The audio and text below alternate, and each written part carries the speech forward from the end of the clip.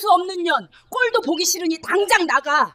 네 부모가 남긴 돈도 다 까먹은 주제에 어디서 밥을 축내. 표독스런 목소리가 골목을 쩌렁쩌렁 울렸습니다.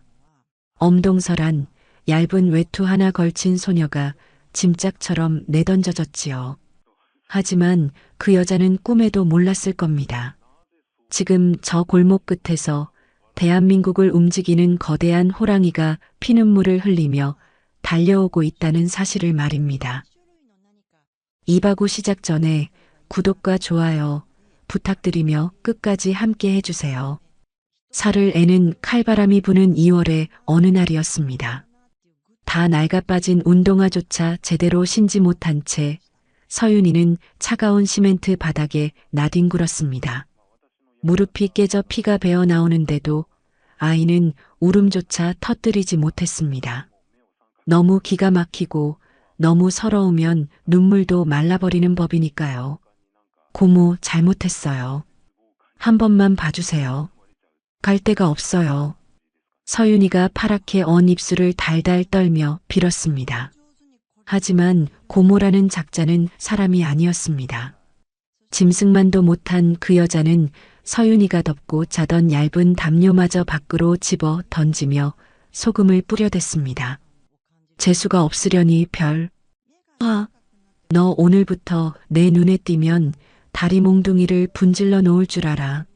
내 부모 잡아먹은 년이 누굴 잡아먹으려고 이 집에 붙어 있어. 썩 꺼져. 쾅! 녹슨 철대문이 닫히는 소리가 마치 서윤이의 인생이 끝났음을 알리는 사형 선고처럼 들렸습니다. 서윤이 부모가 사고로 죽으면서 남긴 보험금 5억. 그 돈이면 서윤이가 대학 가고 시집 갈 때까지 남부럽지 않게 살 수 있었습니다.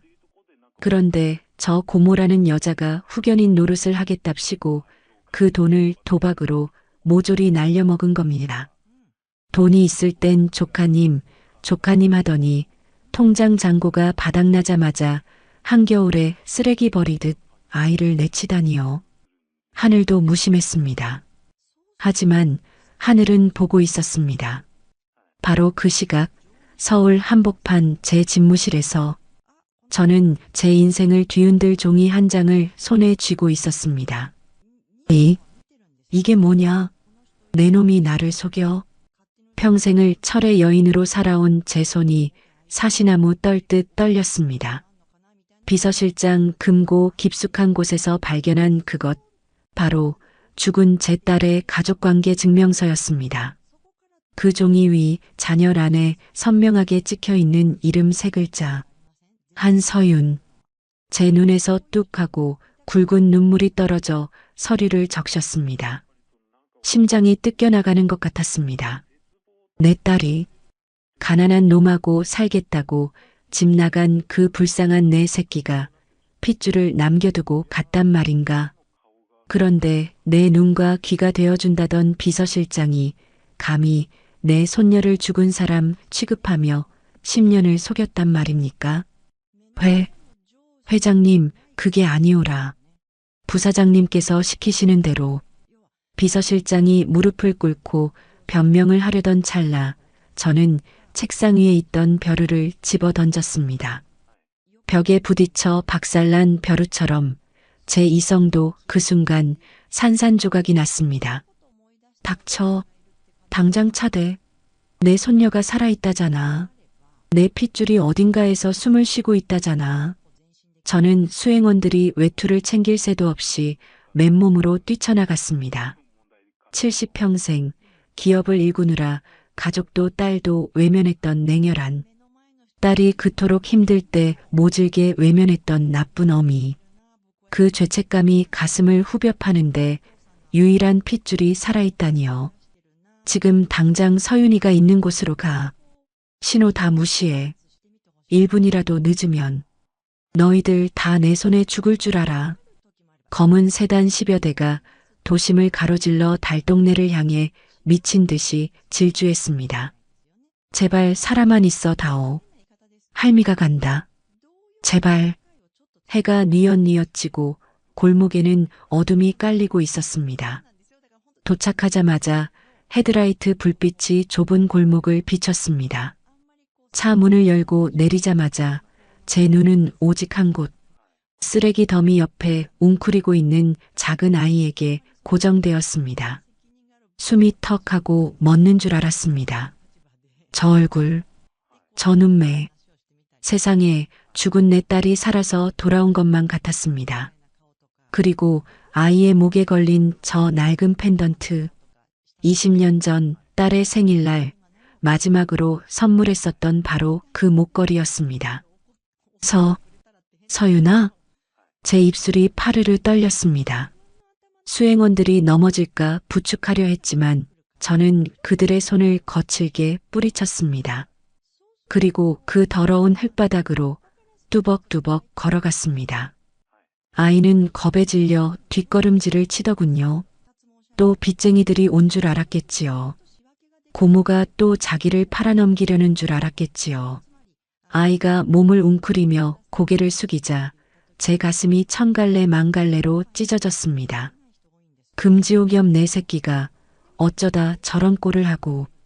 아가, 내 새끼, 할미가 왔다. 할미가 너무 늦게 왔어. 와라. 저는 흙바닥에 주저앉으며 서윤이를 품에 안았습니다. 비단 옷에 흙탕물이 묻는 건 안중에도 없었습니다. 그 차가운 아이의 몸을 제 체온으로라도 녹이려는 듯 부서져라 끌어안고 통곡을 쏟아냈습니다. 으엉, 내가 죄인이다. 못난 할미가 너 살아있는 줄도 모르고 따뜻한 밥 한 끼 못 먹이고 이 추운 데서 너를. 동네가 떠나가라 울부짖는 제 통곡 소리에 골목을 지나던 바람도 숨을 죽인 듯 했습니다. 제 품에 안긴 아이는 낯선 할머니의 등장에 얼어붙은 듯 꼼짝도 하지 못했습니다. 할머니, 그때였습니다. 대문 앞에서 이 광경을 멍하니 지켜보던 고모라는 여자가 눈에 들어왔습니다. 제가 입은 옷, 수행원들의 태도를 보고 사색이 되어 있더군요. 뭐야? 저게 다 무슨, 설마 저 기집애가. 저는 손녀를 품에 안은 채 고개를 천천히 돌렸습니다. 눈물 범벅이 된 얼굴이었지만 제 눈빛만은 맹수처럼 형형하게 빛나고 있었을 겁니다. 제 시선이 정확히 대문 앞에 서 있는 그 여자에게 꽂혔습니다. 그 여자의 다리가 후들거리며 주저앉더군요. 당연하겠지요. 자신의 핏줄을 건드린 자를 절대 살려두지 않겠다는 지옥에서 온 사신의 눈빛을 보았을 테니까요. 저는 수행원에게 나직하지만 서슬퍼런 목소리로 명령했습니다. 저 여자, 당장 끌어내. 내 손녀 눈에서 눈물 나게 한 데가 피눈물로 갚게 해주마. 제 한마디에 검은 양복을 입은 사내들이 그 여자를 향해 성큼성큼 다가갔습니다. 아니에요. 저는 그냥 교육 좀 시키려고. 살려주세요. 비명을 지르며 도망치려 했지만 이미 늦었습니다. 이거 놓으란 말이야. 내 집에서 내가 왜 나가. 저 악독한 여자가 끌려가면서 지르는 비명소리. 솔직히 말하면 그 소리가 제 귀에는 10년 묵은 체증이 내려가는 소리처럼 들렸습니다. 감히 내 핏줄을 저 지경으로 만들어 놓고 제 발로 걸어나갈 수 있을 줄 알았더냐. 저는 속으로 피눈물을 삼키며 그 뒷모습을 노려보았습니다. 하지만 정작 제 가슴을 찢어놓은 건 그 여자가 아니었습니다. 바로 제 품에 안긴 앙상한 내 새끼 서윤이었습니다. 오지 마세요. 저 안 갈래요.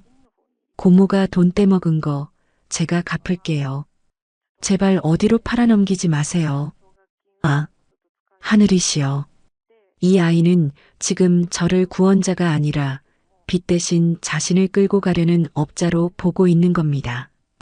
그동안 그 애미 없는 년이 얼마나 아이에게 몹쓸 짓을 했으면 할미를 보고도 저리 사시나무 떨듯 떤단 말입니까? 억장이 무너진다는 게 이런 걸까요?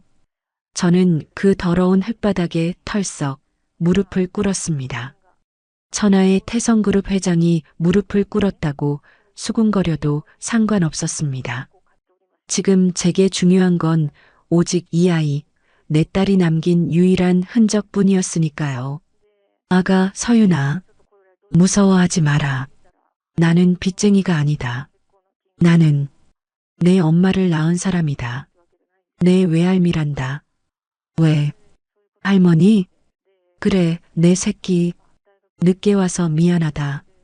이제 아무도 너를 때리지 못해. 아무도 너를 쫓아내지 못해. 가자, 집으로 가자. 제가 내민 손을 아이가 쭈뼛거리며 잡았습니다.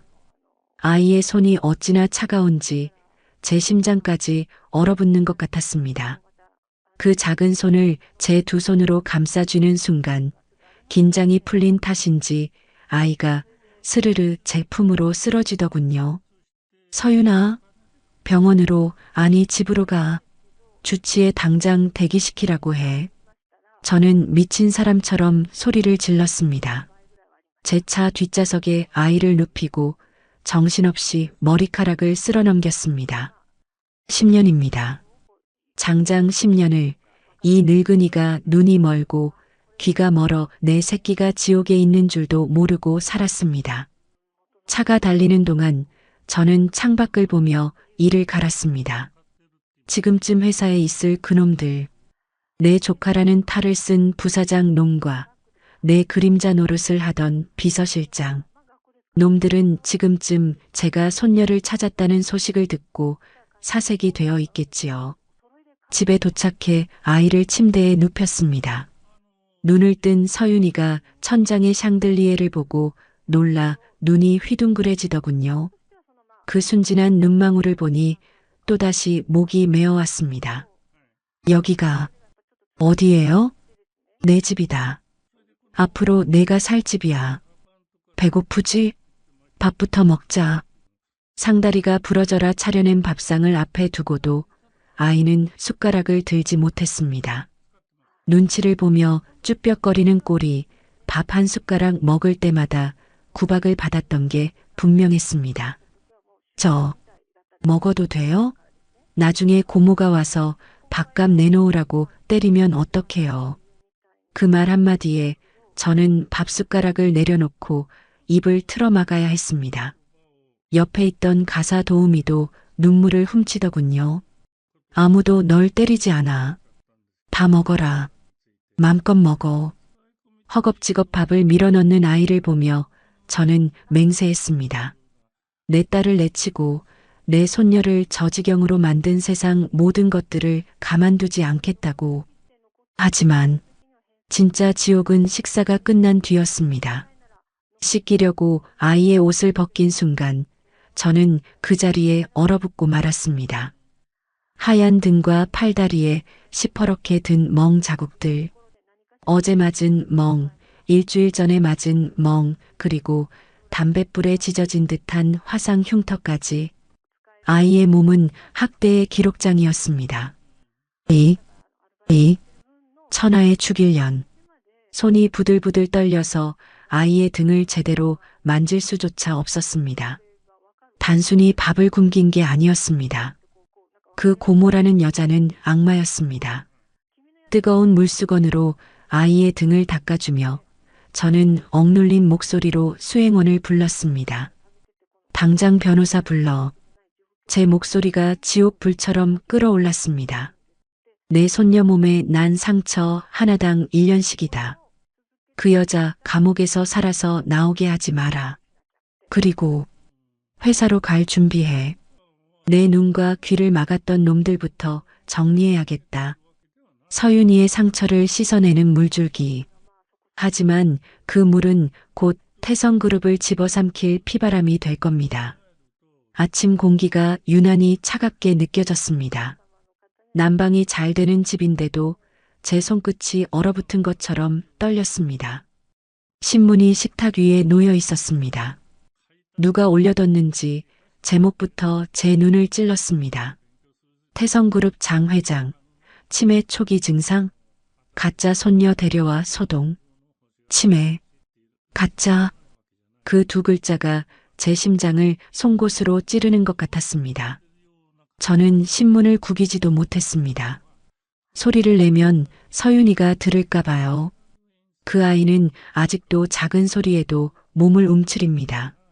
문이 쾅 닫히기만 해도 눈을 크게 뜹니다. 저는 신문을 조용히 접어 손바닥으로 눌러 숨겼습니다. 그런데도 분노는 숨길 수가 없었습니다. 제 목 안쪽에서 뜨거운 것이 끓어올라 숨이 텁텁해졌습니다. 이런 개 같은 놈들. 입 밖으로 새어나온 욕이 제 귀에 제일 먼저 들렸습니다. 저도 놀랐습니다.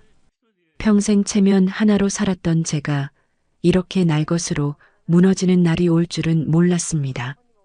그때 서윤이가 방문을 살짝 열고 나왔습니다. 맨발을 바닥에 조심히 대고 눈치를 보며 한 발씩 움직였습니다. 마치 내가 여기 있어도 되나요? 하고 묻는 것처럼요. 할머니, 저 여기 있어도 돼요? 그 말에 제 속이 털썩 내려앉았습니다.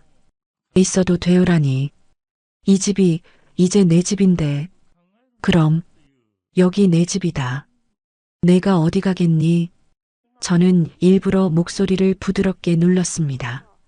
그런데 서윤이는 제 눈을 똑바로 보지 못하고 식탁 모서리만 바라봤습니다. 손가락 끝이 자꾸 꼼지락거렸습니다. 불안할 때 나오는 버릇이겠지요. 할머니 어제 그 사람들이 고모를 데려갔잖아요. 그래. 고모가 나중에 더 나쁜 사람들 데리고 오면 어떡해요? 서윤이의 목소리가 끝에서 갈라졌습니다. 그 아이는 법이든 경찰이든 변호사든 그런 말이 믿기지 않는 얼굴이었습니다. 그동안 아무도 그 아이 편을 들어준 적이 없었으니까요. 고모 집에서의 세상은 힘이 있는 사람이 이기는 세상이었을 겁니다. 저는 자리에서 일어나 서윤이 옆으로 갔습니다. 아이가 피할까봐 천천히 손을 뻗었습니다. 서윤아. 네. 이제부터는 나쁜 사람이 와도 너부터 건드리지 못한다. 할미가 먼저 막는다. 제가 그렇게 말하자 서윤이가 아주 잠깐 제 손등을 잡았습니다. 그 짧은 온기가 제 가슴 한복판을 뜨겁게 때렸습니다. 그래. 이 손 하나 지키려고 내가 살아있었나 보다. 하지만 그 온기 위로 신문 제목이 다시 떠올랐습니다. 저것들은 제 체면을 찢는 게 목적이 아닙니다. 서윤이를 다시 없는 아이로 만들려는 겁니다. 저는 그걸 압니다. 딸을 잃었던 날부터 사람의 아기가 어디까지 가는지 봐왔으니까요. 저는 서윤이를 방으로 들여보내고 문을 닫기 전에 한 번 더 말했습니다. 옷 따뜻하게 입고 있어라. 할미가 잠깐 일 좀 본다. 문을 닫자마자 저는 휴대전화를 들었습니다. 그리고 제 손으로 제 전쟁의 문을 열었습니다. 나다. 네, 회장님. 법무팀, 홍보팀, 경호팀 지금 당장 집으로 불러. 1시간 안에. 네. 그리고 유전자 검사. 오늘 바로 한다. 한 군데만 하지 마라. 2군데. 아니, 3군데로 나눠라. 회장님, 그렇게까지 해야 한다. 저놈들은 사람을 믿고 움직이지 않는다. 틈을 믿고 움직인다. 제가 말을 마치고 전화를 끊는 순간 손바닥에 땀이 차 있었습니다. 손이 떨렸습니다. 그런데 떨리는 손보다 더 무서운 게 있었습니다. 또 늦으면 어떡하지 하는 생각이었습니다. 딸을 내쳤던 그날도 저는 그 애가 돌아오겠지 하고 버티다가 늦었습니다. 그리고 딸이 죽었다는 소식을 들었을 때 저는 그제야 제가 무엇을 잃었는지 알았습니다. 그날의 기억이 오늘 아침 신문보다 더 잔인하게 저를 때렸습니다. 딸아이는 제 앞에서 울며 말했었습니다. 엄마 사랑하는 사람이에요.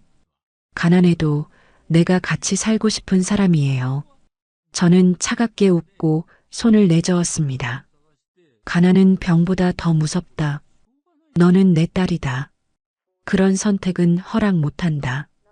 그 아이가 마지막으로 제게 절하듯 고개를 숙였을 때 저는 돌아서 버렸습니다. 체면을 지켰다고 생각했습니다. 그 체면이 결국 제 딸을 죽였고 제 손녀를 골목에 내던졌습니다. 저는 갑자기 숨이 막혀왔습니다. 그래서 거실 창을 열었습니다. 찬바람이 얼굴을 때렸습니다. 그 바람이 정신을 조금 깨웠습니다.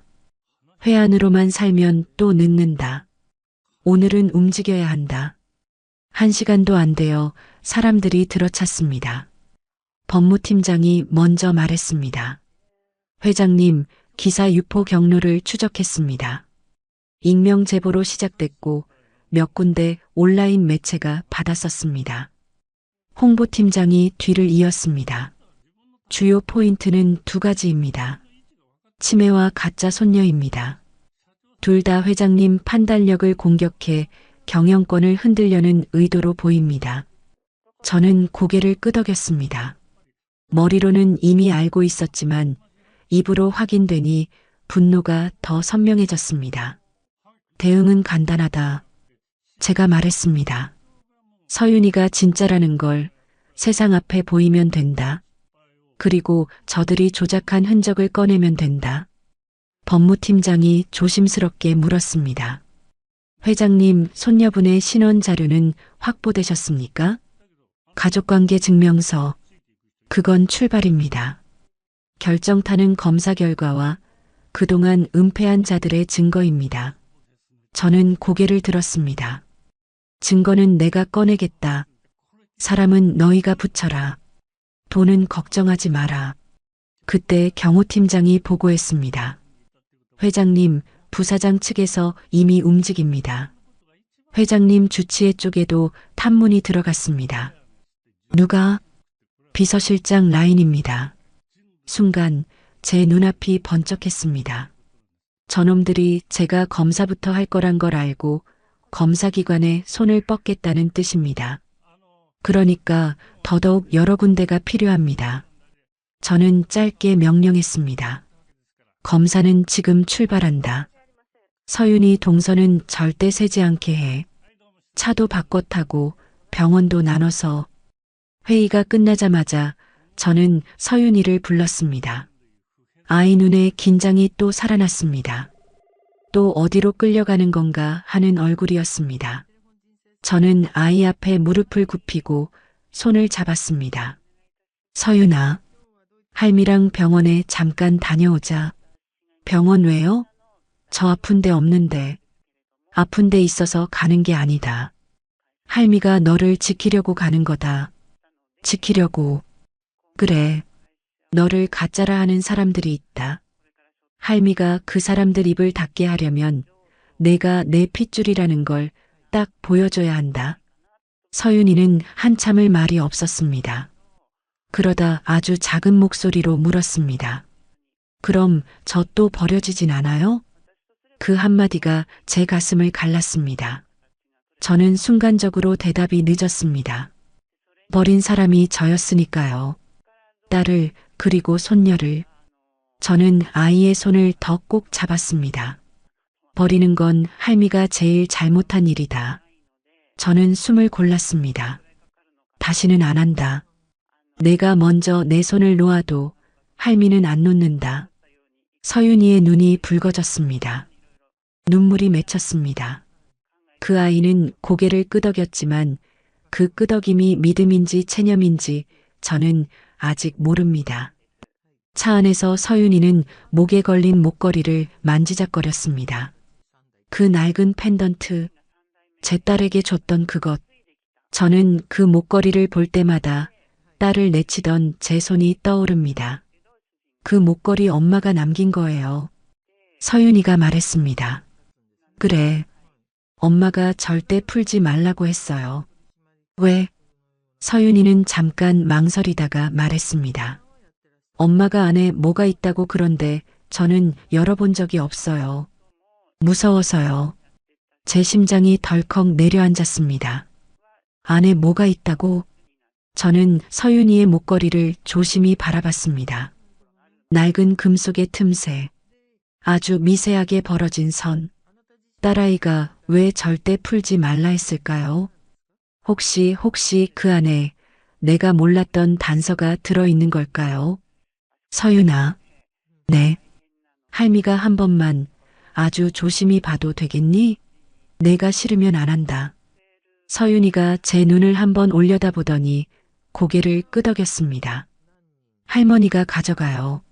저는 할머니가 나쁜 사람 같지 않아요. 그 말에 저는 목이 메었습니다.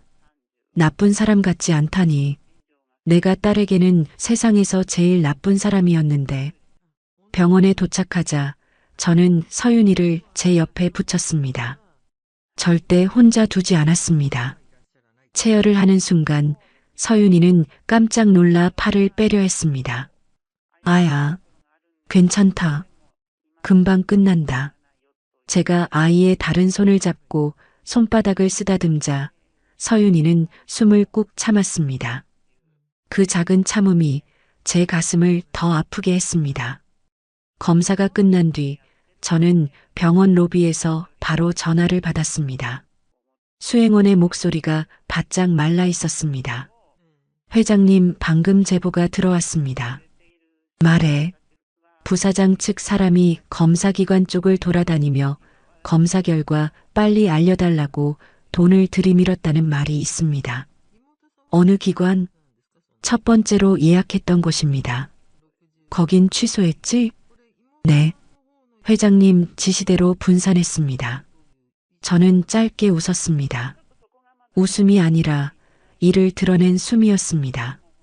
좋다. 저들이 움직였다는 건 저들이 겁먹었다는 뜻이다.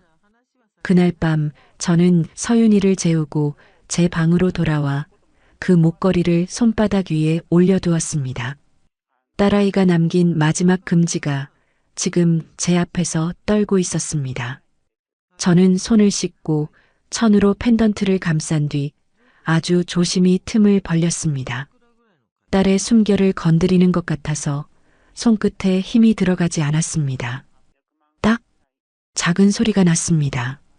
안에는 얇게 접힌 종이 조각이 들어 있었습니다. 오래되어 누렇게 바른 종이 딸의 글씨였습니다. 엄마 서윤이만은 제발. 거기까지만 읽고 저는 더 이상 눈을 뜰 수가 없었습니다. 눈물이 떨어져 글씨가 번질까봐 종이를 가슴에 눌러 안았습니다. 그때 아래층에서 서윤이가 뒤척이는 소리가 들렸습니다. 저는 서둘러 종이를 접어 다시 넣었습니다. 아직은 다 보여줄 때가 아닙니다. 이 아이가 더 무너질까 봐요. 하지만 저는 확신했습니다. 딸은 죽으면서도 제게 길을 남겨놓았습니다. 저 목걸이는 장식이 아니라 딸의 마지막 방패였던 겁니다. 다음 순간 또 하나의 전화가 울렸습니다. 이번엔 경호팀장이었습니다. 회장님, 고모 쪽에서 움직임이 있습니다. 어떻게? 서윤 양이 살던 집 주변을 누군가 기웃거립니다. 기자 같기도 하고 누군가가 주소를 뿌린 듯합니다. 주소를? 네. 저는 손에 힘이 들어가 목걸이를 꽉 쥐었습니다. 금속이 손바닥에 박히는 통증이 느껴졌습니다. 그럼 저들이 다음엔 뭘 노리겠습니까? 제가 낮게 말했습니다. 서윤이가 살던 흔적, 엄마 아빠의 흔적, 그걸 뒤져서 조작할 거리 만들겠지. 저는 창밖을 봤습니다. 유리창에 제 얼굴이 비쳤습니다. 늙었고 눈가가 젖었고 그런데 눈빛만은 더는 물러설 데 없는 사람의 눈이었습니다. 제가 다시 전화를 걸었습니다. 내일 아침 일찍 서윤이 주민등록이며 학교며 전부 정리할 준비해. 그리고 그 집, 서윤이가 살던 집에 남아있는 물건 목록을 만들어. 회장님, 직접 가시게요? 직접은 안 간다. 서윤이는 절대 그 골목에 다시 못 밟게 할 거다. 저는 말을 멈추고 숨을 들이켰습니다. 하지만 거기에 딸의 물건이 있다면 그건 내가 찾는다. 어떤 놈이 먼저 손대기 전에 전화를 끊고도 잠이 오지 않았습니다. 서윤이는 잠결에도 죄송해요를 중얼거렸습니다. 저는 그 소리를 듣고 결심했습니다. 내일은 검사 결과를 기다리는 날이 아닙니다. 내일은 놈들이 손을 뻗기 전에 손목을 꺾는 날입니다. 그리고 저들이 그렇게 원한다면 세상 앞에서 당당히 말해주겠습니다. 가짜는 너희다. 잠이 오지 않는 밤이었습니다. 저는 새벽 내내 그 목걸이를 만지작거렸습니다. 딸아이가 남긴 글씨가 손끝에 남아있는 것 같아서 눈을 감아도 가슴이 뜨거웠습니다. 아침이 되자마자 경호팀장이 보고를 올렸습니다. 회장님, 서윤 양이 살던 집 주변에 낯선 사람 둘이 밤새 서성였습니다. 기자야? 기자처럼 보이기도 했고 중개업자 같기도 했습니다. 저는 숨이 한 번에 턱 막혔습니다. 주소가 새고 있다는 뜻이었습니다. 저놈들은 늘 그랬습니다. 사실을 막을 땐 조용히 막고 조작할 땐 시끄럽게 퍼뜨립니다. 오늘 안으로 그 집 정리해. 제가 단호하게 말했습니다. 누구도 먼저 손떼게 두지 마. 서류도 사진도 옷까지도 전부 싹 다 가져와. 최 비서가 조심스럽게 덧붙였습니다.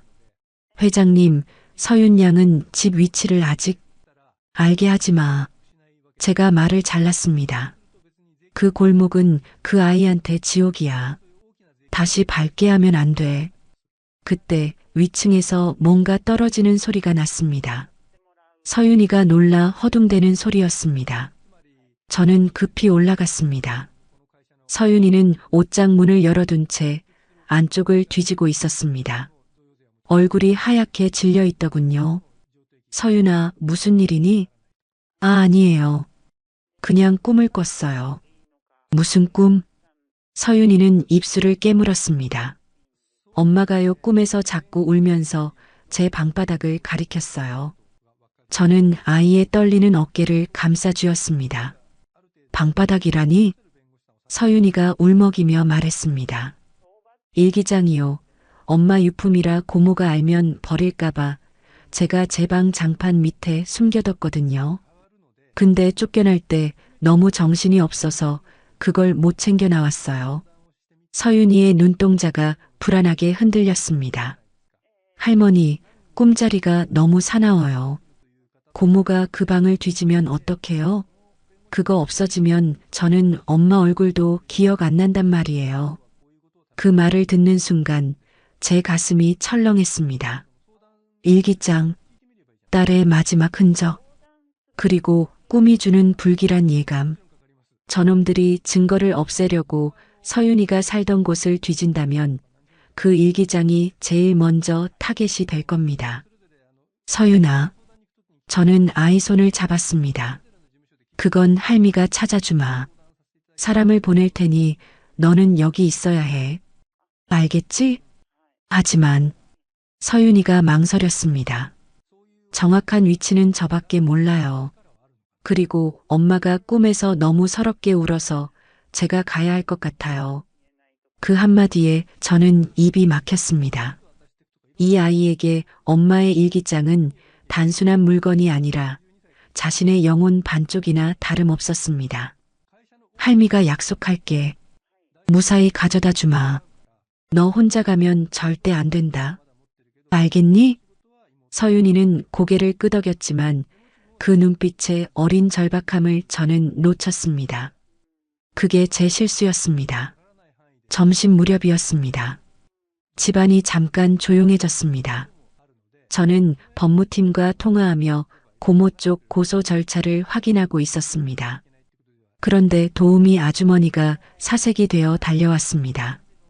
회장님, 서윤 아가씨가 안 보이세요. 순간 제 피가 식었습니다. 저는 전화를 끊지도 못한 채 거실을 가로질러 서윤이 방으로 뛰어 올라갔습니다. 침대는 정돈돼 있었고 슬리퍼가 사라져 있었습니다. 책상 위에 종이 한 장이 놓여 있더군요. 할머니 죄송해요. 엄마 일기장만 가져오고 바로 올게요. 제 손이 종이를 구겨버렸습니다. 머리가 띵했고 심장이 멎는 것 같았습니다. 차대? 제가 숨을 몰아쉬며 고함쳤습니다. 지금 당장 가장 빠른 길로 밟아. 그리고 경호팀 골목 입구부터 봉쇄해. 그 순간만큼은 회장도 체면도 다 필요 없었습니다. 제 손녀가 또 그 지옥으로 들어갔습니다. 서윤이가 사는 동네 근처에 도착했을 때 이미 늦어 있었습니다. 골목 어귀에 낯선 차가 서 있었고 그 앞에 서윤이가 작게 떨고 있었습니다. 그리고 고모가 있었습니다.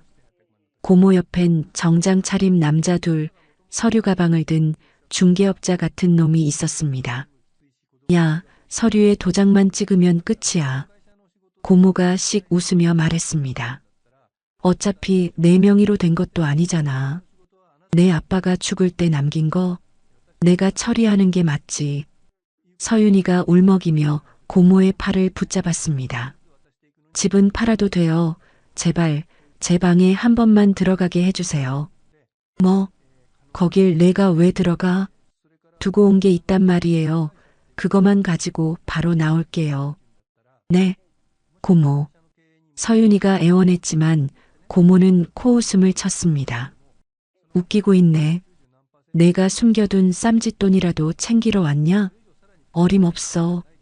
이 집주인은 이제 나야. 내 물건은 쓰레기 봉투에 담아서 다 버렸으니까 썩 꺼져. 안 돼요. 그건 버리면 안 돼요. 서윤이가 필사적으로 대문 안으로 들어가려 하자 고모가 거칠게 아이를 밀쳤습니다. 이게 어디서 행패야? 찰싹 소리가 났습니다. 고모의 손에 맞은 서윤이가 그대로 바닥에 내동댕이 쳐졌습니다. 그 작은 몸이 흙바닥에 닿는 순간 제 눈앞이 새빨개졌습니다. 손때. 제가 그렇게 말하며 골목 안으로 들어섰습니다. 제 목소리가 얼마나 차가웠는지 제 자신도 놀랐습니다. 고모가 저를 보더니 얼굴이 일그러졌습니다. 회 회장님, 너 아직도 사람인 척하나? 제가 한 걸음 더 다가갔습니다. 내 손녀한테 손대지 말랬지. 정장 차림 남자 중 한 명이 제 쪽을 힐끗 보더니 말했습니다. 저희는 부동산 매입 관련해서. 꺼져. 제가 단칼에 잘랐습니다. 내 말 안 들려? 이 집과 관련된 서류 쪼가리 하나라도 내 눈에 띄면 너희들 발로 못 걸어 나갈 줄 알아. 그 남자가 순간 굳었습니다. 그 반응 하나로 저는 확신했습니다. 중개업자가 아니라 줄이 있는 놈들입니다. 누가 뒤에 있는지 안 봐도 알 수 있었습니다. 서윤이가 제 발치에서 떨고 있었습니다. 저는 무릎을 굽혀 아이를 안았습니다. 서윤아, 할머니 흙 저 안에 장판 밑에. 그래 안다. 할미가 같이 가줄게. 일어나자. 저는 서윤이를 부축해 대문 안으로 들어갔습니다. 고모와 경호원들이 그 뒤를 따랐습니다. 썩은 냄새가 코를 찌르는 집구석. 이런 데서 내 손녀가 살았다는 게 믿기지 않아 분노가 치밀었습니다. 서윤이의 방은 난장판이 되어 있었습니다. 고모가 돈 될 만한 게 있나 뒤진 흔적이겠지요. 서윤이는 구석으로 달려가 덜덜 떨리는 손으로 낡은 장판 모서리를 들쳤습니다. 아! 서윤이의 입에서 안도의 탄성이 터졌습니다.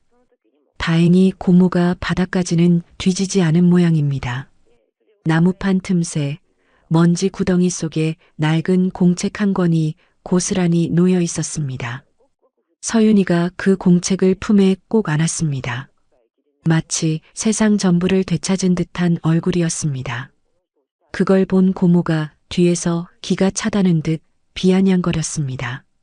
뭐야? 돈인 줄 알았더니 겨우 저 따위 곰팡이 난 공책 가지러 온 거였어? 아이고, 별 유난을 다 떠네. 저는 뒤돌아서 그 여자를 싸늘하게 내려다보며 말했습니다. 입 닥쳐. 그리고 이어서 제 목소리를 더 낮췄습니다. 내 눈엔 쓰레기겠지만 내 손녀에겐 목숨 같은 거다. 내가 저걸 건드리지 않아서 천만다행인 줄 알아라. 만약 저게 없어졌으면 넌 이 자리에서 뼈도 못 추렸을 테니까. 그때 제 전화가 울렸습니다. 최 비서였습니다. 회장님, 부사장 측에서 움직입니다. 뭐라고? 서윤 양을 납치로 몰겠다는 말이 돕니다. 그리고 회장님 정신감정 신청을 준비 중이라는 첩보가 있습니다. 저는 일기장을 가슴에 품었습니다. 손바닥에 종이에 감촉이 닿는 순간 확신이 들었습니다. 이제는 집이 아니라 사람을 노리는구나. 서윤이를 다시 빼앗아 가려는구나. 저는 서윤이를 꼭 끌어안고 말했습니다. 서윤아, 오늘부터는 할미 옆에서 한 발도 떨어지지 마라. 서윤이가 떨리는 목소리로 대답했습니다. 네. 저는 집 문턱을 넘으며 속으로 맹세했습니다. 딸이 남긴 마지막 흔적을 그 어떤 놈에게도 더럽히게 두지 않겠다고. 그리고 저들은 곧 알게 될 겁니다. 내가 늦게 온 만큼 더 잔인하게 정확해졌다는 걸 말입니다. 돌아오는 차 안은 숨소리조차 들리지 않을 만큼 고요했습니다. 제 품에 안긴 서윤이는 그 낡고 곰팡이 냄새나는 공책을 보물단지처럼 꼭 쥐고 있었습니다. 서윤아. 네. 할머니. 그 일기장. 할미가 좀 봐도 되겠니? 엄마가 뭐라고 썼는지. 할미도 너무 보고 싶구나. 서윤이가 잠시 망설이더니 떨리는 손으로 공책을 제게 내밀었습니다. 누렇게 바른 종이. 겉표지에는 제 딸아이가 좋아하던 꽃무늬 스티커가 빛바랜 채 붙어 있었습니다. 책장을 넘기는 제 손가락 끝이 미세하게 떨려왔습니다. 첫 장을 넘기자 딸의 익숙한 글씨체가 눈에 들어왔습니다. 서윤이를 낳았을 때의 기쁨, 가난하지만 행복했던 날들. 읽어내려가는 내내 눈물이 앞을 가려 글자가 흐릿하게 번졌습니다. 그런데 중간쯤 넘겼을 때였습니다. 날짜가 적힌 페이지 하나가 제 심장을 덜컥 멈추게 했습니다. 2016년 5월 10일. 맑음. 오늘 또 그 사람이 찾아왔다. 사촌 오빠. 아니, 태성그룹 장상무님. 장상무. 제 조카, 지금의 부사장 놈이었습니다. 저는 숨을 멈추고 다음 줄을 읽어내려갔습니다. 상무님은 돈 봉투를 던지며 말했다. 고모님은 너희가 죽기를 바란다. 한국 땅에 너희가 살아있는 것 자체가 태성그룹의 수치다. 이 돈 받고 쥐도 새도 모르게 떠나라. 남편이 무릎 꿇고 빌었다. 제발 우리 서윤이만이라도 살게 해달라고. 하지만 그는 비서실장을 시켜 남편을 발로 걷어찼다. 엄마가 정말 우리가 죽기를 바라는 걸까? 엄마, 정말이야? 으득. 제 입에서 이가 갈리는 소리가 났습니다. 종이를 쥔 손에 핏줄이 터질 듯 솟아올랐습니다. 단순히 모른 척한 게 아니었습니다. 그놈들은 내 딸이 어디 있는지 알고 있었고 찾아가서 협박까지 했던 겁니다. 엄마가 너희 죽기를 바란다는 새빨간 거짓말을 해서 딸이 내게 연락조차 못하게 만든 악마들. 그놈들이 내 딸을 고립시켜 죽음으로 내몰았습니다. 회장님, 괜찮으십니까? 앞좌석에 최 비서가 놀라 뒤를 돌아보았습니다. 저는 젖은 눈을 들어 올렸습니다. 하지만 그 눈빛만은 제가 살아온 70년 인생 중 가장 차갑고 잔혹하게 빛나고 있었을 겁니다. 최 비서. 네, 회장님. 지금 방송국, 신문사, 인터넷 매체, 연락 닿는 곳은 전부 우리 집 앞으로 불러. 네. 하지만 지금 여론이. 상관없어. 판을 키워야 해. 놈들이 팠던 무덤, 내가 그놈들 묻을 구덩이로 만들어줄 테니까. 집에 도착했을 때 상황은 이미 전쟁터였습니다. 대문 앞에는 수십 명의 기자들이 진을 치고 있었고 경찰차 사이렌 소리가 요란하게 울리고 있었습니다. 장 회장은 나와라. 납치된 아이를 돌려달라. 확성기 소리가 담장을 넘어 거실까지 들려왔습니다. 서윤이가 공포에 질려 귀를 막고 구석으로 숨으려 했습니다. TV를 켜자 뉴스 속보가 화면을 가득 채우고 있더군요. 속보 태성그룹 부사장, 장 회장 치매 증상 심각. 모르는 아이 납치에 손녀라 주장. 현장 경찰, 장 회장 자택 진입 시도. 아동학대 혐의 적용 검토. 기가 막혀서 헛웃음이 나왔습니다. 저를 치매 노인으로 몰고 서윤이를 구출한다는 명분으로 경찰까지 동원하다니. 정말 갈 때까지 간 놈들입니다. 그때 현관 인터폰이 울렸습니다. 경호팀장의 다급한 목소리였습니다. 회장님, 부사장님이 경찰과 함께 진입하겠다고 난동을 부립니다. 더 이상 막기가 힘듭니다. 저는 서윤이를 바라보았습니다. 아이는 사시나무 떨듯 떨고 있었습니다. 저는 아이에게 다가가 웅크린 어깨를 잡고 일으켜 세웠습니다. 서윤아, 할머니, 저 사람들, 저 잡으러 온 거죠? 저 때문에 할머니까지. 아니, 저 사람들은 너를 잡으러 온 게 아니라 내가 무서워서 지저대는 거다. 저는 아이의 눈을 똑바로 바라보았습니다. 지금 나가면 세상 사람들이 너를 볼 거다. 카메라가 번쩍거리고 시끄러울 거야. 하지만 기억해라. 그 카메라가 너를 지켜주는 방패다. 내가 내 손녀라는 걸 세상이 알면 다시는 그 누구도 널 건드리지 못해. 서윤이가 입술을 깨물더니 제 손을 꽉 잡았습니다. 그 작은 손에 땀이 흥건했습니다. 할머니, 저 할 수 있어요. 엄마가 쓴 일기장에 할머니가 보고 싶다고 써 있었어요. 할머니 믿을래요? 그 한마디가 제게 천군만마가 되어 주었습니다. 바로 그때 거실 탁자 위에 놓인 제 휴대폰이 진동했습니다. 퀵서비스로 도착한 봉투 하나를 최 비서가 들고 달려왔습니다. 회장님, 나왔습니다. 유전자 검사 결과입니다. 타이밍 한번 기가 막히더군요. 저는 봉투를 뜯어 결과를 확인했습니다. 친자관계 성립 확률 99%. 저는 그 종이와 일기장을 양손에 쥐고 최 비서에게 명령했습니다. 대문 열어. 네. 대문 활짝 열라고. 내 발로 나간다. 쾅.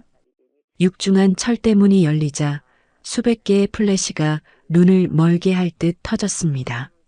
아수라장이던 현장이 일순간 정적에 휩싸였습니다. 그 한가운데 제가 서윤이의 손을 잡고 당당하게 걸어나갔습니다. 대문 바로 앞에는 경찰들과 함께 서 있던 제 조카가 있었습니다.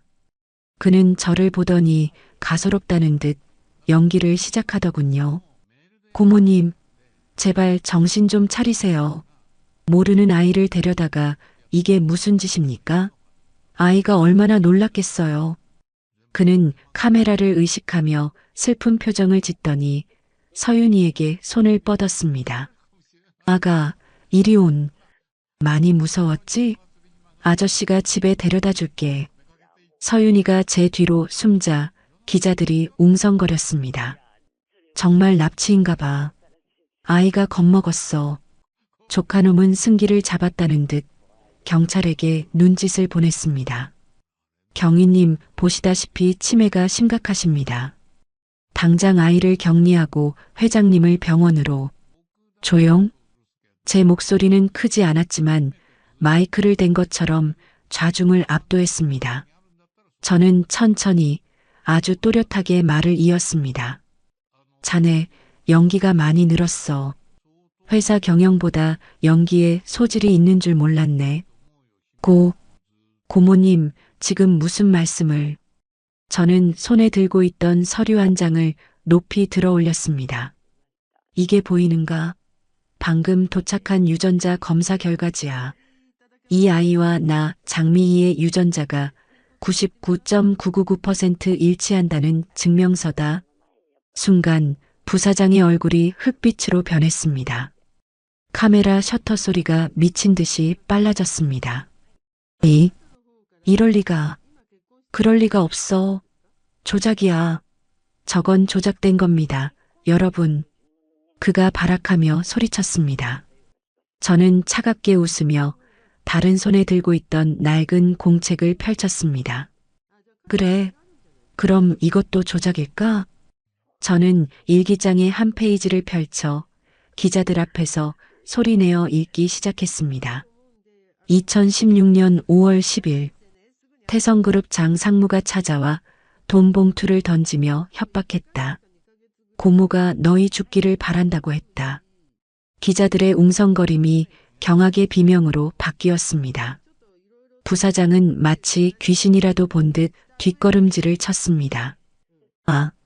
아니야. 그게 왜 거기에. 내 놈 입으로 말했지? 고모가 죽기를 바란다고? 천만에. 내가 죽기를 바란 건 바로 내 딸이 살아있으면 회사를 못 먹을까봐 겁먹은 너희들이었겠지. 제 호통 소리가 저택 마당을 쩌렁쩌렁 울렸습니다. 저는 카메라를 정면으로 응시하며 선언했습니다. 똑똑히 들어라. 여기 있는 이 아이 한서윤은 태성그룹의 유일한 적통이자 내 하나뿐인 손녀다. 오늘부로 내 눈과 귀를 가리고 이 아이를 짓밟으려 했던 자들을 단 한 놈도 살려두지 않겠다. 그게 내 조카든 비서실장이든. 그때였습니다. 제 뒤에 숨어있던 서윤이가 앞으로 한 걸음 나왔습니다. 그리고 덜덜 떨리는 손으로 마이크를 잡으려는 듯 제스처를 취했습니다. 기자들이 숨을 죽였습니다. 저기요. 서윤이의 작은 목소리가 정적을 갈랐습니다. 우리 할머니, 치매 아니에요.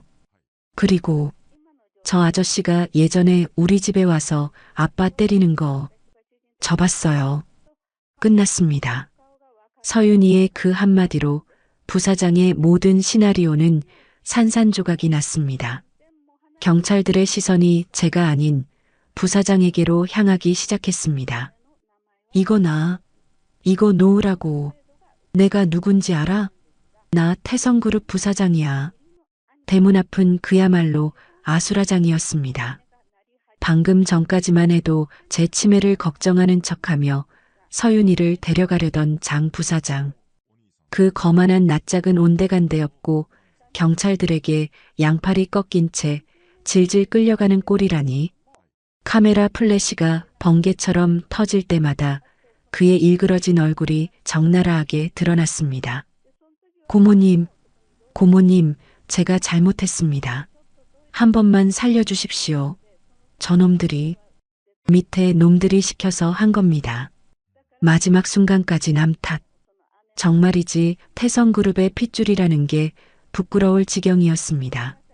저는 경찰차 뒷좌석에 구겨 넣어지는 조카의 모습을 싸늘하게 지켜보다가 대문을 닫으라고 손짓했습니다. 쾅! 육중한 철대문이 닫히고 바깥의 소음이 차단되자 마당에는 기묘한 정적이 감돌았습니다. 제 옆에 서 있던 서윤이의 다리가 그제야 풀렸는지 휘청거리더군요. 서윤아. 제가 놀라 아이를 부축했습니다. 아이의 얼굴이 백지장처럼 하얗습니다. 그 많은 사람들 앞에서 그 무서운 조카놈을 향해 아빠 때리는 걸 봤다고 소리쳤으니 오죽했을까요? 그 작은 가슴이 얼마나 쿵쾅거렸을지 맞잡은 손을 통해 그 진동이 고스란히 전해졌습니다. 잘했다. 정말 잘했어. 우리 서윤이가 할미보다 낫구나. 내가 우리를 살렸다. 제가 아이의 등을 쓸어내리자 서윤이가 참았던 숨을 토해내며 제 품에 얼굴을 묻었습니다. 할머니, 저 무서웠어요. 진짜로 잡혀가는 줄 알고요. 아니다. 이제 다 끝났다. 저 나쁜 놈은 감옥 갔어. 이제 2번 다시 못 나온다. 저는 아이를 도우미 아주머니에게 맡겨 방으로 들여보냈습니다. 따뜻한 우유라도 한 잔 먹여 재우라고 이르면서요. 아이의 뒷모습이 사라지자 제 얼굴에서 미소가 싹 가셨습니다. 부사장은 잡혀갔습니다. 그런데 뭔가 허전했습니다. 뒷맛이 씁쓸하고 찝찝한 이 기분 나쁜 느낌. 아까 그 난리통 속에 반드시 있어야 할 사람이 없었습니다.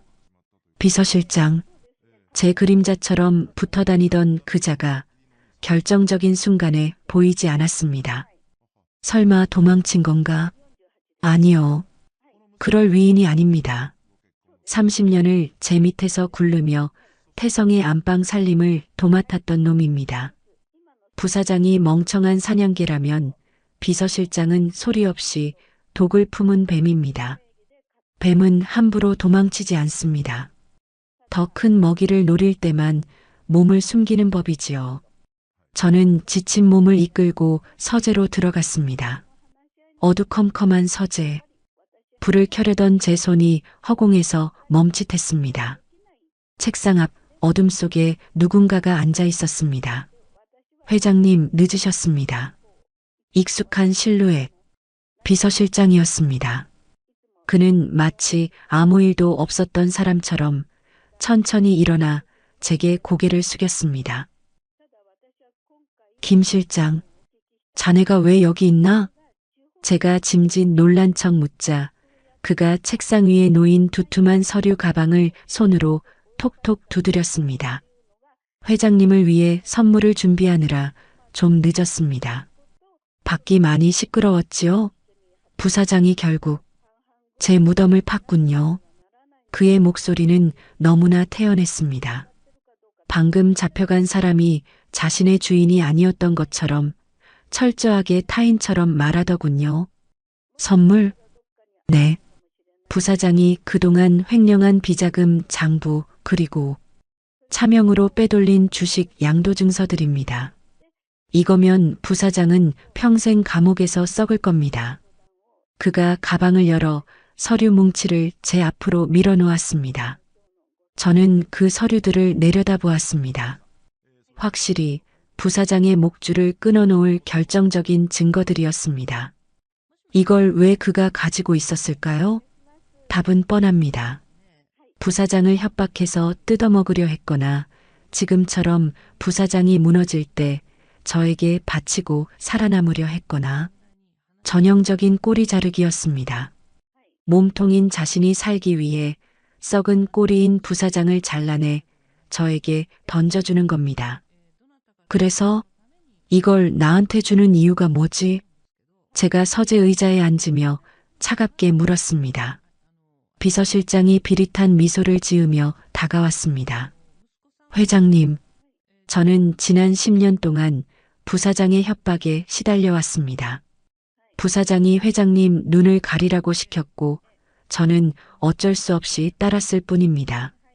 하지만 제 마음은 늘 회장님 곁에 있었습니다. 서윤 아가씨를 찾게 된 것도 결국 제가 가족관계 증명서를 금고에 잘 보이게 두었기 때문 아닙니까? 기가 막혀서 웃음이 나올 뻔했습니다. 자기가 실수로 들킨 걸 의도적으로 둔 것이라고 포장하다니. 뱀 혓바닥이 따로 없군요. 그래, 자네는 억울하다, 이건가? 그렇습니다. 저를 다시 믿어주십시오. 이 장부를 검찰에 넘기고 제가 증인으로 서겠습니다. 부사장을 확실히 보내버리고 회장님의 경영권을 지켜드리겠습니다. 대신 그가 말을 멈추고 제 눈치를 살폈습니다. 대신 제 퇴직금과 계열사 사장 자리 하나만 보장해 주십시오. 30년 모신 정을 생각해서라도요. 계열사 사장? 감히 내 딸을 죽음으로 몰고 간 공범 주제에 거래를 제안해? 저는 책상 서랍을 열었습니다. 그리고 그 안에서 아까 서윤이가 찾아온 딸의 일기장을 꺼내 책상 위에 던졌습니다. 탁! 김 실장, 자네 이 일기장 읽어봤나? 비서실장의 눈썹이 꿈틀했습니다. 그건 아까 마당에서 읽으신, 아니, 내가 아까 읽지 않은 페이지가 더 있어. 저는 일기장을 펼치지 않은 채 그를 뚫어지게 노려보았습니다. 2016년 겨울, 내 딸이 나에게 편지를 썼더구나. 아빠 없이 서윤이를 키우기가 너무 힘들다. 엄마 한 번만 보고 싶다고. 그런데 그 편지가 나한테 왔던가? 김 실장의 눈동자가 흔들리기 시작했습니다. 그 편지 우체통에 넣기도 전에 누군가가 가로챘다고 써있더군. 그리고 며칠 뒤에 흥신소 사람들이 와서 딸네 집을 쑥대밭으로 만들었지. 그 흥신소 사람들한테 돈을 준 계좌. 부사장 명의였을까? 아니면 자네 차명 계좌였을까? 회장님, 그건 오해십니다. 저는 오해? 제가 책상을 쾅 치며 일어났습니다. 조카놈은 멍청해서 그런 디테일한 짓은 못해. 내 딸의 편지를 중간에 가로채고 흥신소를 붙여서 말려 죽인 설계자. 그게 바로 너잖아. 부사장은 내가 시키는 대로 돈이나 댔을 뿐이고. 비서실장의 얼굴에서 여유가 사라졌습니다. 가면이 벗겨진 뱀의 민낯은 차갑고 흉측했습니다. 그가 뒷걸음질 치는 대신 고개를 빳빳하게 들더군요. 회장님, 너무 감정적으로 나오지 마시죠. 제가 무너지면 태성그룹도 무너집니다. 뭐라고? 제가 지난 30년간 회장님 모시면서 처리한 지저분한 일들, 그거 다 장부에 없을 것 같습니까? 저 혼자 안 죽습니다. 제가 입을 여는 순간 회장님도 그 소중한 손녀딸도 흙탕물 뒤집어 쓰는 겁니다. 드디어 본색을 드러내는군요. 애원하다 안 되니 협박? 이게 바로 이놈의 본질입니다. 하지만 저는 이 순간을 기다려왔습니다. 그래, 내 놈이 그렇게 나올 줄 알았다. 저는 인터폰 버튼을 눌렀습니다. 들어와. 드르륵 서재 문이 열리고 건장한 사내들이 들어왔습니다. 경호팀이 아니었습니다. 검푸른 양복을 입은 날카로운 눈매의 남자들. 서울지검 특수부입니다. 최영수 실장, 당신을 횡령 및 배임, 그리고 살인 교사 혐의로 긴급 체포합니다. 비서실장의 눈이 찢어질 듯 커졌습니다. 뭐야? 검찰? 어떻게? 자네가 꼬리 자르기를 할 동안 나는 머리를 칠 준비를 했네. 제가 차갑게 말했습니다. 내가 내민 그 장부, 그거 내가 검찰에 넘겨줄게. 단 내가 부사장의 죄를 입증하는 증거가 아니라 내 놈이 부사장 뒤에 숨어서 회사를 갉아먹은 증거로 말이야. 검찰 수사관들이 비서실장의 양팔을 꺾었습니다. 항상 점잖은 척, 고상한 척하던 그가 비명을 질렀습니다. 이거 나, 장 회장, 당신 후회할 거야. 내일 주주총회. 내가 가만히 둘 것 같아? 이사회 절반이 내 사람들이야. 당신 해임안 내가 옥중에서라도 통과시킬 거야. 끌고 가. 제 호통에 수사관들이 그를 질질 끌고 나갔습니다. 서재 밖 복도까지 그의 악에 바친 고함 소리가 울려 퍼졌습니다. 두고 봐. 태성그룹은 내 거야. 그 어린 계집애가 뭘 할 수 있는데.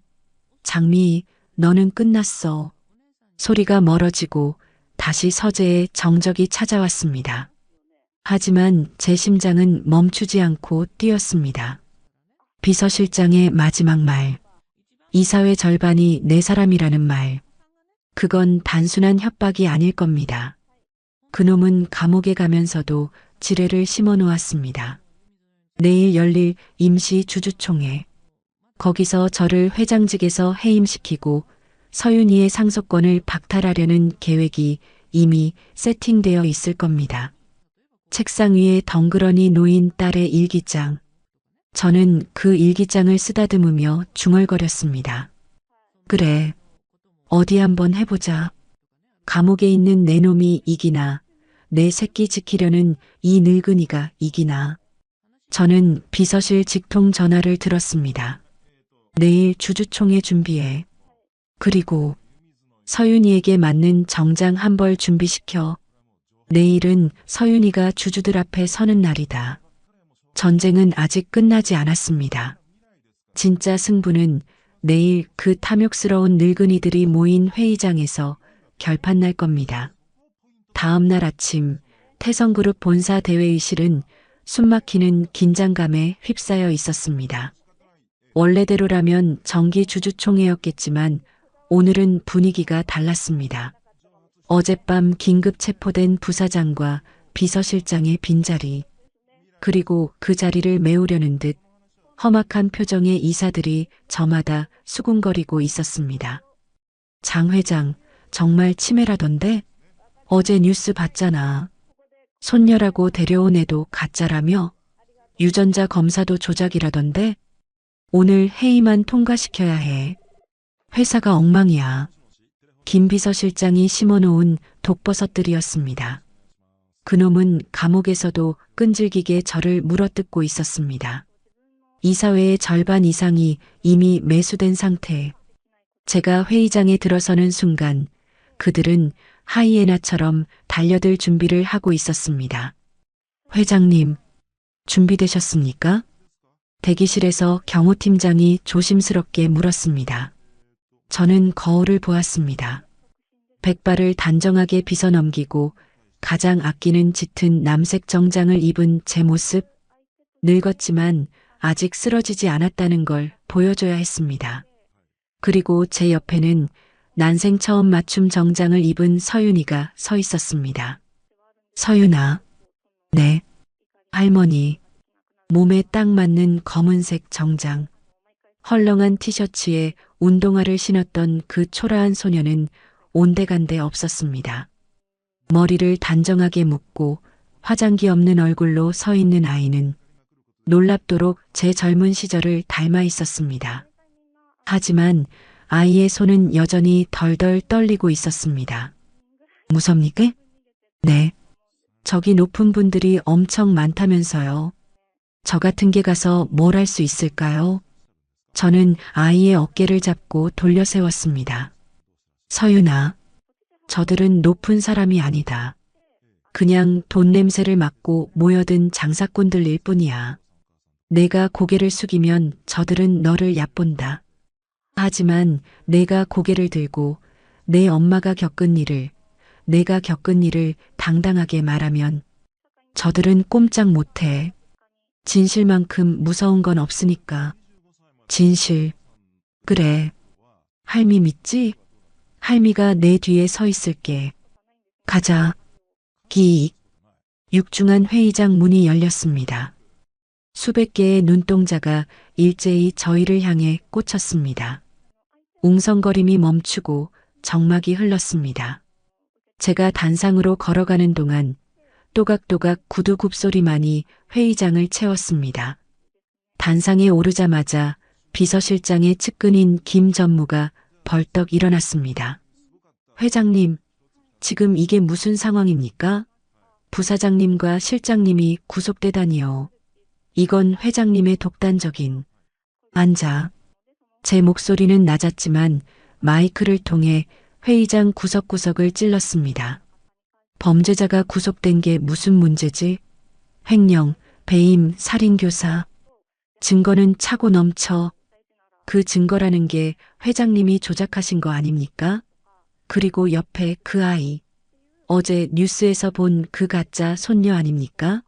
신원불명의 아이를 이 신성한 주주총회장에 데려오시다니 정말 로망이라도 드신 겁니까? 김 전무의 막말에 여기저기서 동조하는 고성이 터져나왔습니다. 맞습니다. 회의만 상정합시다. 경영권 승계 운운하더니 다 연극이었어. 역시나 이들은 진실 따위는 중요하지 않았습니다. 그저 저를 끌어내릴 명분만 필요했을 뿐. 제가 마이크를 잡으려던 찰나였습니다. 슥. 제 옆에 서 있던 서윤이가 조용히 앞으로 나섰습니다. 그리고 제 손에 들린 마이크를 가져갔습니다. 회의장이 찬물을 끼얹은 듯 조용해졌습니다. 저 어린애가 뭘 하려는 거지? 하는 비웃음 섞인 시선들. 서윤이는 잠시 숨을 고르더니 떨리지만 또렷한 목소리로 입을 열었습니다. 저는 가짜가 아닙니다. 서윤이가 품에서 무언가를 꺼냈습니다. 그건 바로 어제 찾은 엄마의 낡은 일기장이었습니다. 이건 제 엄마가 남긴 일기장입니다. 여기에는 10년 전 여러분이 모시는 저 부사장님과 비서실장님이 저희 가족을 어떻게 짓밟았는지 다 적혀 있습니다. 서윤이는 일기장을 펼쳐 그들이 보낸 협박 편지와 통장 사본이 붙어 있는 페이지를 들어보였습니다. 대형 스크린에 그 내용이 확대되어 비춰졌습니다. 돈을 주고 저희 아빠를 때리라고 시켰습니다. 저희 엄마가 할머니께 쓴 편지를 찢어버렸습니다. 그리고 제 존재를 지웠습니다. 제가 묻고 싶습니다. 서윤이의 목소리가 점점 커졌습니다. 울먹임이 사라지고 그 자리에 단단한 분노가 들어찼습니다. 여러분이 말하는 회사의 이익이라는 게 사람을 죽이고 어린아이를 10년 동안 지옥에 가두는 겁니까? 그게 태성그룹이 말하는 경영입니까? 좌중이 술렁거리기 시작했습니다. 김 전무가 당황하여 소리쳤습니다. 저 건방진, 마이크 꺼, 당장 끌어내. 경호원들이 다가오려 하자 제가 지팡이로 바닥을 쿵 찍으며 가로막았습니다. 건드리지 마라. 내 후계자가 말하고 있다. 후계자. 제 선언에 회의장이 다시 얼어붙었습니다. 서윤이는 저를 한번 쳐다보더니 다시 정면을 응시했습니다. 저는 경영이 뭔지 모릅니다. 하지만 가족을 버리고 약한 사람을 괴롭히는 회사는 망해야 한다고 생각합니다. 할머니는 늦었지만 저를 찾아오셨습니다. 그리고 잘못했다고 비셨습니다. 회장이라서가 아니라 진짜 어른이라서요. 서윤이의 눈에 눈물이 고였지만 흐르지는 않았습니다. 저는 오늘 이 자리에서 제 부모님을 죽게 한 사람들의 죄를 낱낱이 밝힐 겁니다. 그리고 할머니와 함께 태성그룹을 사람 냄새 나는 회사로 다시 만들 겁니다. 그게 돌아가신 제 엄마의 소원일 테니까요. 말이 끝나자 회의장 뒷자리에서 누군가가 박수를 쳤습니다. 소액 주주들이었습니다. 그들은 눈물을 훔치며 하나둘 일어나 박수를 보냈습니다.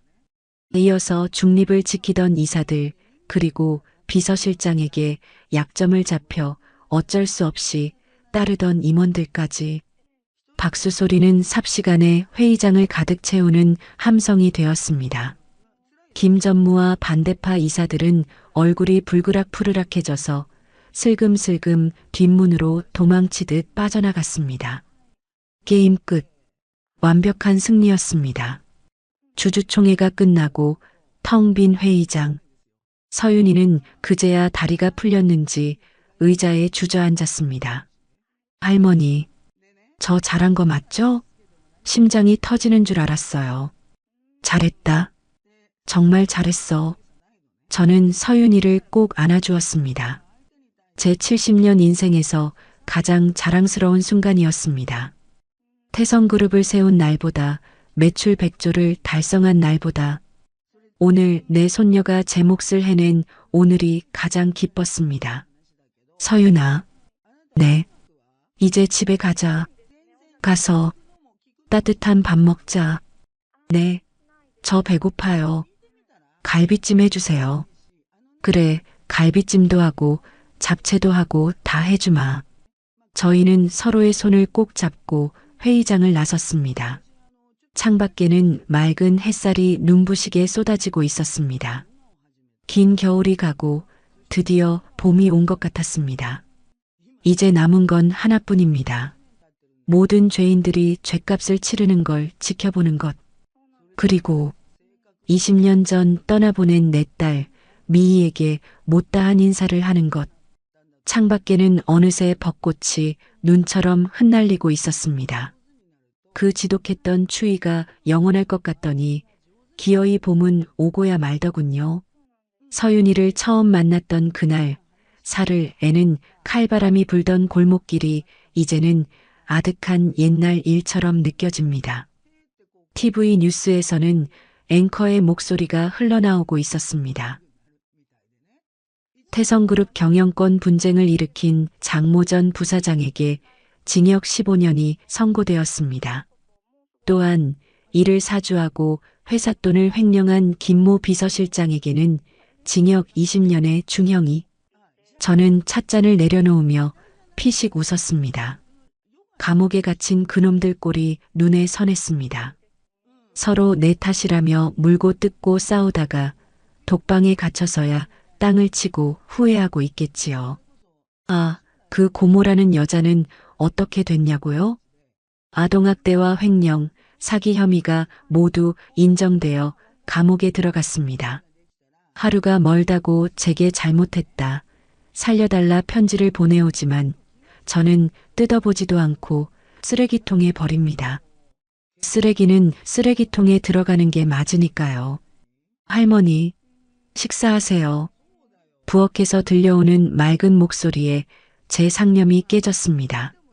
이제는 제법 볼살이 통통하게 오른 우리 서윤이가 앞치마를 두르고 웃고 있었습니다. 오늘은 제 75번째 생일입니다.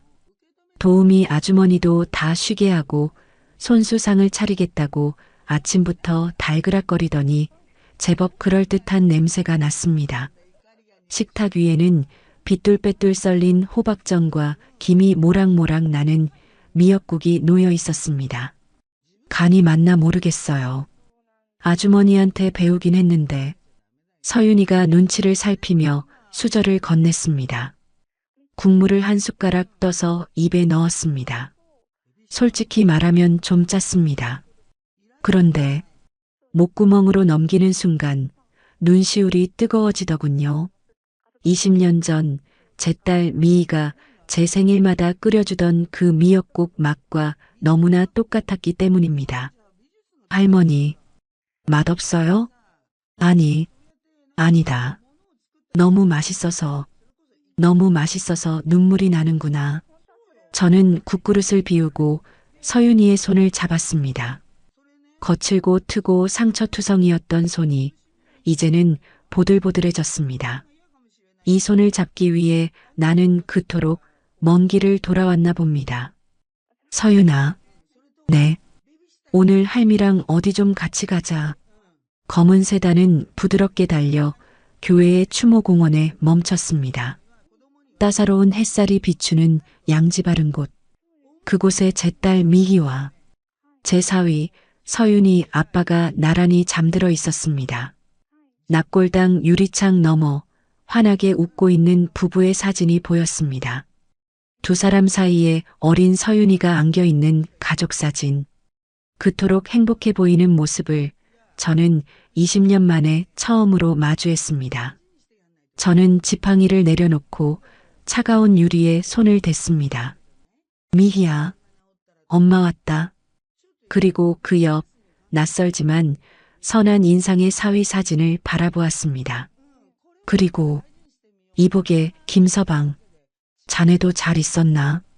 제 입에서 김서방이라는 말이 나오는데 20년이 걸렸습니다. 가난하다고 내 딸 고생시킬 거라고 문전박대했던 사람. 하지만 내 딸이 마지막 순간까지 사랑했고 내 손녀를 지키려다 함께 눈을 감은 사람. 내가 미안하네. 자네가 내 딸을 얼마나 아꼈는지, 서윤이를 얼마나 사랑했는지 내가 너무 늦게 알았어. 못난 장모를 용서하게. 참았던 눈물이 댐이 무너지듯 쏟아졌습니다. 제 딸과 사위가 그 차가운 방에서 서로를 의지하며 견뎠을 시간들. 그 사무친 한을 생각하면 제 가슴은 숫덩이가 됩니다. 그때 서윤이가 제 어깨를 감싸 안았습니다. 그리고 유리창을 향해 씩씩하게 말했습니다. 엄마, 아빠, 나왔어. 할머니랑 같이 왔어. 서윤이의 목소리에는 이제 그늘이 없었습니다. 엄마, 아빠, 나 이제 안 굶어. 안 추워. 그리고 아무도 나 안 때려. 할머니가 나 엄청 예뻐해 주신다? 그러니까 두 분 다. 이제 걱정하지 말고 푹 쉬어. 거기서는 아프지 말고 맛있는 거 많이 먹고 행복하게 지내. 아이는 울지 않았습니다. 오히려 저를 위로하듯 제 등을 토닥여 주더군요. 그 작은 손길에서 저는 느꼈습니다. 제 딸과 사위가 저를 용서했음을, 그리고 서윤이를 통해 저를 다시 안아주고 있음을요. 그래, 미희야, 김서방아. 이제 걱정 마라. 내 남은 생이 얼마일지 모르지만 내 목숨 다하는 날까지 너희가 남긴 보물, 서윤이 지키다 갈게. 태성그룹도 이 아이의 미래도 내가 다 닦아놓고 갈게. 저는 잠시 숨을 고르고 사진 속 사위의 눈을 똑바로 보며 덧붙였습니다. 자네는 내 자랑스러운 사위일세. 내 딸 지켜줘서 고마웠네. 우리는 한참이나 그 앞에 서 있었습니다. 바람이 불어와 벚꽃잎 2개가 유리창에 나란히 내려앉았습니다. 마치 부부가 손을 잡고 알겠어요, 어머니, 하고 대답하는 것 같았습니다. 추모공원을 내려오는 길, 서윤이가 제 팔짱을 꼭 끼며 물었습니다. 할머니, 이제 회사 가셔야 해요? 아니, 오늘은 땡땡이 칠 거다. 정말요? 그럼 우리 뭐해요? 글쎄다. 우리 손녀딸 사고 싶은 거 다 사주러 갈까? 백화점을 통째로 털어보자꾸나. 에이, 저음 많아요. 그냥 떡볶이 먹으러 가면 안 돼요? 시장 떡볶이요. 떡볶이? 천하의 장 회장 입에 그 매운 것이 들어갈 리가요. 하지만 서윤이가 눈을 반짝이며 조르는 통에 저는 못 이기는 척 고개를 끄덕였습니다. 그래, 가자.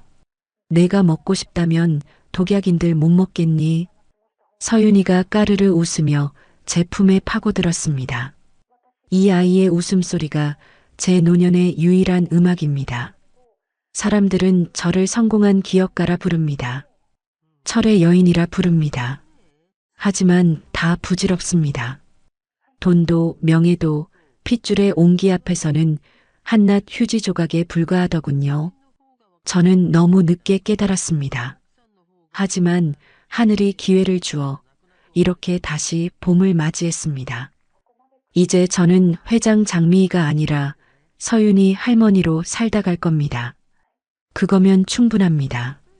차에 오르기 전 저는 마지막으로 뒤를 돌아보았습니다. 파란 하늘 아래 딸이 잠든 곳이 평화로워 보였습니다. 가자, 서윤아. 네, 할머니. 제 손을 잡은 아이의 손이 따뜻합니다. 겨울은 갔습니다. 이제 우리에게는 따뜻한 봄날만 계속될 것입니다. 오늘의 이바구는 여기까지입니다.